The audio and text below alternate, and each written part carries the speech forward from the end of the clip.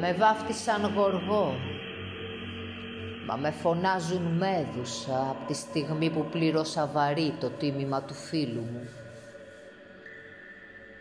Όταν ένας Ποσειδώνας χωρίς δεύτερη σκέψη παραβίασε το δικαίωμα για μένα της επιλογής και έκανε το σώμα μου να μοιάζει μυαρό,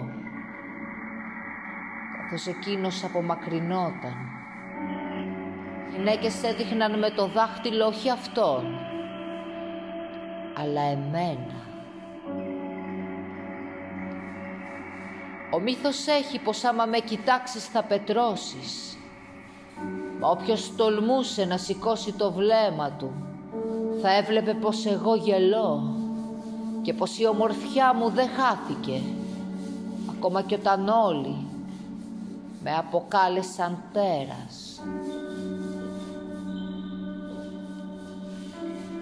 Ξέρεις, η ιστορία μου αγγίζει όλους τους αιώνες, που οι γυναίκες τιμωρούνται για τις πράξεις των ανδρών, που θεωρούν πως μπορούν με βρώμικα χέρια να τις αγγίξουν, να τις βαφτίσουν με τα τέρατα, να τις αποκεφαλίσουν και να τις δωρήσουν λάφυρο στον πρώτο βασιλιά.